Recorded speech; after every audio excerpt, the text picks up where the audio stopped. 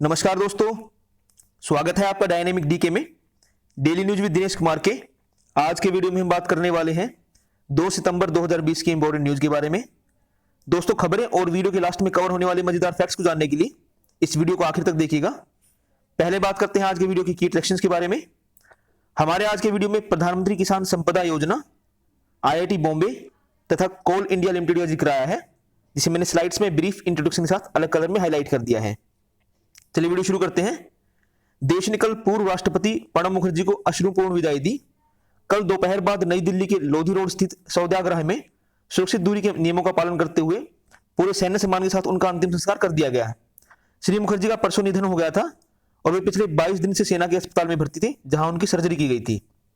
इस दौरान वे corona virus से भी इन्फेक्टेड हो गए थे। उनकी मृत्यु पर सरकार ने 7 दिन के राजकीय शोक की घोषणा की है। 7 बार सांसद रह चुके प्रणब मुखर्जी ने को देश का सर्वोच्च नागरिक सम्मान भारत रत्न मिला था। प्रणब मुखर्जी जो थे वो पश्चिम बंगाल के वीरभूम जिले के एक छोटे से गांव मिराटी में पैदा हुए थे और उनका जन्म 11 दिसंबर 1935 को हुआ था। कोलकाता विश्वविद्यालय से इतिहास और राजनीति शास्त्र में स्नातकोत्तर की उपाधि तथा विधि में उपाधि प्राप्त करने के बाद उन्होंने कॉलेज शिक्षक और पत्रकार के रूप में अपना जीवन शुरू किया। राष्ट्रीय आंदोलन में अपने पिता के योगदान से प्रेरणा लेकर श्री मुखर्जी संसद के उच्च सदन राज्यसभा में चुने जाने के बाद साल 1969 में पूरी तरह सार्वजनिक जीवन में कूद पड़े। उन्होंने केंद्रीय वित्त, रक्षा, विदेश और वाणिज्य मंत्री के रूप में काम किया। वो 5 बार राज्यसभा और 2 बार लोकसभा के लिए चुने गए। श्री मुखर्जी ने संसद के दोनों सदनों के नेता के रूप में भी काम किया। उन्होंने प्रशासनिक सुधार, सूचना का अधिकार, रोजगार का अधिकार, खाद्य सुरक्षा, ऊर्जा सुरक्षा, सूचना प्रौद्योगिकी एवं दूरसंचार, भारतीय विशिष्ट पहचान प्राधिकरण, मेट्रो रेल आदि की स्थापना जैसे विभिन्न मुद्दों पर गठित 95 से अधिक मंत्री समूह की अध्यक्षता करते हुए सरकार के लिए महत्वपूर्ण निर्णयों तक पहुंचने में अग्रणी भूमिका निभाई। बात करते हैं कोविड-19 पर अपडेट की। देश में कोविड-19 के रोगियों के स्वस्थ होने की दर बढ़ के 76.94% हो गई है तथा पिछले 24 घंटों के दौरान लगभग 65,000 से अधिक रोगी स्वस्थ हुए। स्वास्थ्य मंत्रालय ने कहा है कि अब तक लगभग 28,40,000 रोगी स्वस्थ हो चुके हैं और स्वस्थ होने वालों की संख्या जुलाई के पहले सप्ताह के मुकाबले अगस्त के आखिरी सप्ताह में 4 गुना अधिक हो गई है। इस समय देश में डेथ रेट 1.77% है। पिछले 24 घंटों के दौरान लगभग 70,000 लोगों में इस इन्फेक्शन की पुष्टि हुई। इससे कुल इन्फेक्टेड लोगों की संख्या 36,91,000 से अधिक हो गई है। पिछले 24 घंटों के दौरान 819 लोगों की डेथ होने के बाद मरने वालों की संख्या 65,288 तक पहुंच चुकी है। अगली खबर की ओर बढ़ते हैं। देश में अनलॉक 4 के दिशा निर्देश कल से लागू हो गए हैं और ये निर्देश 30 सितंबर तक लागू रहेंगे। गृह मंत्रालय ने शनिवार को अनलॉक 4 के हिस्से के रूप में कोरोना निषिद्ध क्षेत्रों के बाहर अधिक गतिविधियों जो है उनको खोलने की अनुमति दी थी। दिशा निर्देशों के अनुसार देश भर में इस महीने की 7 तारीख से मेट्रो सेवाएं फिर से शुरू होंगी और स्कूल और कॉलेज 30 सितंबर तक बंद रहेंगे। केंद्र ने इस महीने की 21 तारीख से 100 लोगों तक की भागीदारी के साथ धार्मिक, राजनीतिक, सामाजिक और खेल संबंधी आयोजनों को भी मंजूरी दी थी। सरकार की विशेष अनुमति को छोड़कर अंतर्राष्ट्रीय विमान यात्राएं भी पोस्टपोन रहेंगी। एक राज्य से दूसरे राज्य में व्यक्तियों के और सामान के आने जाने पर कोई बैन नहीं है।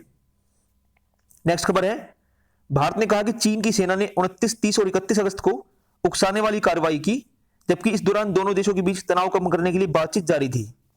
भारत चीन सीमा क्षेत्र में हाल के घटनाक्रम के बारे में पूछे गए सवालों के जवाब में विदेश मंत्रालय के प्रवक्ता अनुराग श्रीवास्तव ने बताया कि भारत ने हाल में चीन की उकसाने वाली और उत्तेजक कार्रवाई के बारे में राजनयिक और सैन्य माध्यमों के जरिए चीन से बातचीत की है।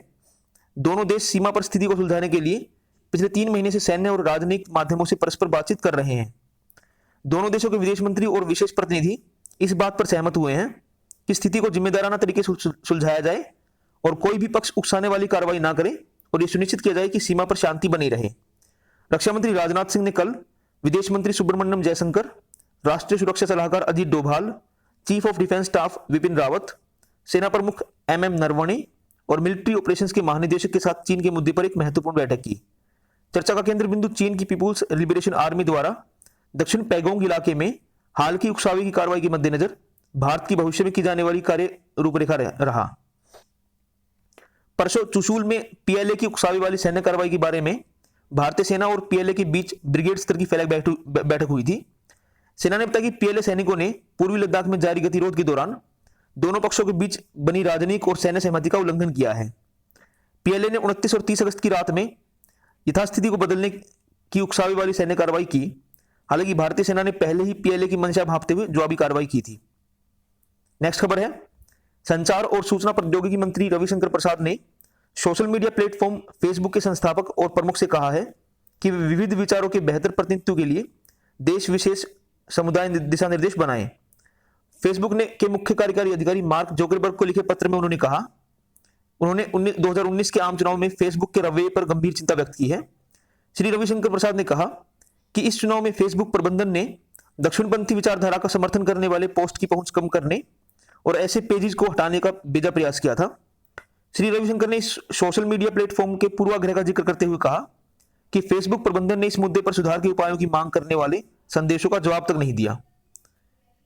उन्होंने कहा कि अंतर्राष्ट्रीय मीडिया के साथ फेसबुक कर्मचारियों के एक समूह की साठगांठ से निहित स्वार्थ तत्वों ने देश की लोकतांत्रिक प्रक्रिया को चोट पहुंचाने की कोशिश की। श्री प्रसाद ने जोर देकर कहा कि ऐसे कई उदाहरण हैं जब सामाजिक व्यवस्था को नष्ट करने के एकमात्र उद्देश्य से अराजक और कट्टरपंथी तत्वों ने इस सोशल मीडिया प्लेटफॉर्म का इस्तेमाल किया। सूचना प्रौद्योगिकी मंत्री ने तथ्यों की वास्तविकता जांच का काम बिना पुष्टि किए और अविश्वसनीय एजेंसियों को दिए जाने का प्रचलन समाप्त करने की आवश्यकता पर भी बल दिया। नेक्स्ट खबर है, सरकार ने देश में समेकित कोल्ड चेन और मूल्य संवर्धन संरचना के विकास के लिए प्रधानमंत्री किसान संपदा योजना के तहत 27 प्रोजेक्ट्स को मंजूरी दी है। इस परियोजना से 16,000 से अधिक लोगों के लिए रोजगार सृजन हो सकेगा और लगभग 2,57,000 किसान इससे लाभान्वित होंगे। खाद्य प्रसंस्करण उद्योग मंत्री हरसिमरत कौर बादल ने कहा कि कृषि उत्पादों को खराब होने से बचाने के लिए पर्याप्त बुनियादी ढांचे का प्रावधान करने से किसानों की आय बढ़ाने में मदद मिलेगी और देश फल सब्जियों की मांग को पूरा करने के लिए आत्मनिर्भर बन सकेगा। उन्होंने ये भी कहा कि इन परियोजनाओं से कृषि आपूर्ति श्रृंखला को सुचारू बनाने और ग्रामीण क्षेत्रों में रोजगार के अवसर पैदा करने में मदद मिलेगी। इन 27 नई परियोजनाओं में कुल 743 करोड़ रुपए का निवेश किया जाएगा। इससे विभिन्न राज्यों में खाद्य प्रसंस्करण के लिए आधुनिक बुनियादी ढांचा और प्रभावी कोल्ड चेन सुविधाएं उपलब्ध कराई जाएंगी। इन राज्यों में आंध्र प्रदेश, बिहार, गुजरात, हरियाणा, कर्नाटक, केरल, मध्य प्रदेश, पंजाब, राजस्थान, तमिलनाडु और उत्तर प्रदेश शामिल हैं। नेक्स्ट खबर है, भारत ने भागीदार देशों ऑस्ट्रेलिया और जापान के साथ अनुकूल, समावेशी और संतुलित व्यापार का माहौल बनाने में अग्रणी भूमिका निभाने की अपनी प्रतिबद्धता दोहराई है। तीनों देशों के व्यापार और वाणिज्य मंत्रियों के साथ बैठक में अपने बाजारों को खोलने और निष्पक्ष, पारदर्शी और संतुलित निवेश के वातावरण को बढ़ावा देने की प्रतिबद्धता व्यक्त की गई। मंत्रियों ने हिंद प्रशांत क्षेत्र में सप्लाई चेन को लचीला बनाने में क्षेत्रीय सहयोग की आवश्यकता पर बल देते हुए इस दिशा में नई पहल करने की इच्छा जताई। उद्योग और वाणिज्य मंत्री पीयूष गोयल ने बैठक में कहा कि यह पहल उचित समय पर की गई है। नेक्स्ट खबर है, देश के शीर्ष इंजीनियरिंग कॉलेजेस में प्रवेश के लिए संयुक्त प्रवेश परीक्षा पूरी तैयारी के साथ कल शुरू हुई। लगभग 660 केंद्रों पर वीरवार तक आयोजित की जाने वाली परीक्षा के लिए लगभग 9,58,000 कैंडिडेट्स ने रजिस्ट्रेशन कराया है। कोविड महामारी के दौरान आयोजित की जाने वाली ये ऐसी पहली परीक्षा है जिसमें करीब 10 लाख छात्रों के लिए 600 से अधिक सेंटर बनाए गए हैं। शिक्षा मंत्री रमेश पोखरियाल निशंक ने मुख्यमंत्रियों से विद्यार्थियों को सहयोग करने की अपील की। नेक्स्ट खबर है, भारतीय एस्ट्रोनॉमर्स ने ब्रह्मांड की सबसे दूर की नक्षत्र आकाशगंगाओं में से एक की खोज करके महत्वपूर्ण उपलब्धि हासिल की है। केंद्रीय मंत्री डॉक्टर जितेंद्र सिंह ने कहा कि गर्व की बात है कि भारत की पहली मल्टी वेवलेंथ स्पेस ऑब्जर्वेटरी, जिसका नाम एस्ट्रोसैट है, उसने पृथ्वी से 9.3 अरब प्रकाश वर्ष की दूरी पर स्थित एक आकाशगंगा से एक्सट्रीम यूवी लाइट का पता लगाया है। AUDFS-01 नामक इस आकाशगंगा की खोज पुणे स्थित inter university centre for astronomy and astrophysics के डॉक्टर कनक साहा के नेतृत्व में एस्ट्रोनॉमर्स की एक टीम ने किया। डॉक्टर जितेंद्र सिंह ने भारत के अंतरिक्ष वैज्ञानिकों को बधाई दी है। अगली खबर है, प्रधानमंत्री नरेंद्र मोदी की आत्मनिर्भर भारत आह्वान को आगे बढ़ाते हुए IIT बॉम्बे ने मुख्य रूप से दस्तावेजों की स्कैनिंग में इस्तेमाल होने वाली एक चीनी ऐप के विकल्प के रूप में एक नए ऐप का निर्माण किया जिसका नाम है एयर स्कैनर। गौरतलब है कि चीन के ऐप पर केंद्र सरकार ने प्रतिबंध लगा दिया था। हमारे 30 जून वाले वीडियो में इस बारे में बात की गई थी। IIT बॉम्बे के विद्यार्थियों द्वारा बनाया गया ये जो ऐप है ये निःशुल्क उपलब्ध होगा। 59 चीनी मोबाइल ऐप पर प्रतिबंध लगाने के केंद्र सरकार के फैसले के बाद IIT बॉम्बे ने चीनी दस्तावेज स्कैन करने के लिए इसका ये विकल्प विकसित किया है। एयर स्कैनर नामक ये जो ऐप होगा ये 15 अगस्त को लॉन्च किया गया था। नेक्स्ट खबर है, कोल इंडिया लिमिटेड ने जो है देश में कोयला निकासी, आधारभूत संरचना, परियोजना विकास, अन्वेषण और स्वच्छ कोयला प्रौद्योगिकी से संबंधित लगभग 500 परियोजनाओं के विकास पर 1 करोड़ 22 लाख रुपए का निवेश करेगी। निवेश का लक्ष्य भारत को कोयले के मामले में आत्मनिर्भर बनाना है और साल 2023-24 तक 1 अरब टन का उत्पादन लक्ष्य हासिल करना है। कोयला और खाद्य मंत्री प्रहलाद जोशी ने बताया कि CIL अगले 3 से 4 सालों में अपनी 49 फर्स्ट माइल कनेक्टिविटी परियोजनाओं के लिए 2 चरणों में 14,200 करोड़ रुपए का निवेश करेगी। दोस्तों ये थी आज की खबरें। बात करते हैं आज स्टैटिक फैक्ट्स के बारे में। आज 2 सितंबर है। 2 सितंबर 1752 को ब्रिटेन ने ग्रिगोरियन कैलेंडर को अपनाया। इसे वेस्टर्न कैलेंडर के नाम से भी जाना जाता है। हम जो इंडिया में यूज करते हैं उसका नाम भी वो यही कैलेंडर है और ये वर्तमान में सबसे अधिक प्रयोग किया जाने वाले कैलेंडर है। इस कैलेंडर का नाम पोप ग्रेगरी 13 के नाम पर रखा गया है। इससे पूर्व ब्रिटेन में तथा उसके क्षेत्रों में जूलियन कैलेंडर का प्रयोग किया जाता था और नए कैलेंडर के साथ तालमेल बिठाने के लिए 11 दिनों का अंतराल लिया गया, यानी कि 2 सितंबर के बाद सीधे 14 सितंबर की तारीख आई। 2 सितंबर 1792 को फ्रांसीसी क्रांति की घटनाओं में से एक सितंबर मैसेक्रेज नामक घटना हुई। इसके तहत गुस्साई भीड़ ने 3 रोमन कैथोलिक बिशप्स को, 200 से अधिक उन प्रिस्ट और कैदियों को मार डाला जो कि राज परिवार के साथ सहानुभूति रखते थे। 2 सितंबर 1798 को अमेरिका में बैंक डकैती की पहली घटना हुई, जिसके तहत फिलाडेल्फिया स्थित बैंक ऑफ पेंसिल्वेनिया को लूटा गया। 2 सितंबर 1902 को पहली science fiction film a trip to the moon release हुई। इसे फ्रांसीसी फिल्म निर्देशक जॉर्जेस मेलिस द्वारा निर्देशित किया गया था।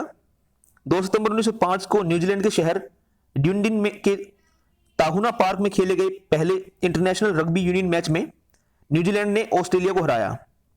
2 सितंबर 1929 को डच कंपनी मार्गेरिन यूनी तथा ब्रिटेन की साबुन निर्माता कंपनी लीवर ब्रदर्स के विलय से यूनिलीवर कंपनी स्थापना हुई। इस कंपनी का मुख्यालय लंदन में है। 2 सितंबर 1945 को हो ची मिन ने फ्रांस से वियतनाम की स्वतंत्रता की घोषणा की। संयोग की बात है कि 2 सितंबर को ही हो ची मिन की पुण्यतिथि भी होती है। 2 सितंबर 1940 को भारत में जवाहरलाल नेहरू के नेतृत्व में इंटरिम गवर्नमेंट का गठन हुआ।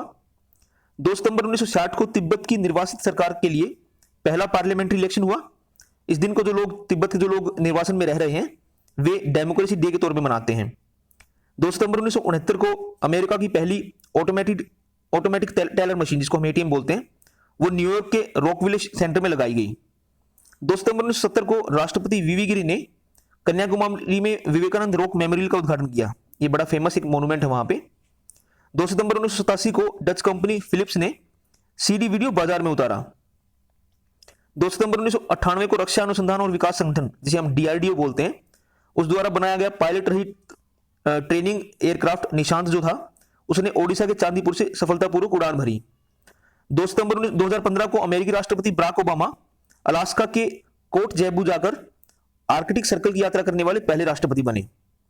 2 सितंबर 1937 को आधुनिक ओलंपिक खेलों के जनक पियर दे कुबर्ते का जन्म फ्रांस में हुआ। 2 सितंबर 1969 को वियतनाम के पहले राष्ट्रपति हो ची मिन की डेथ हुई। हमने पहले बताया था इस बारे में। उसके अलावा 2 सितंबर 2009 को आंध्र प्रदेश के तत्कालीन मुख्यमंत्री और लोकप्रिय नेता YS राजशेखर रेड्डी की डेथ एक हेलीकॉप्टर दुर्घटना में हुई। तो दोस्तों ये थी आज की खबरें और static facts. I hope you like the video.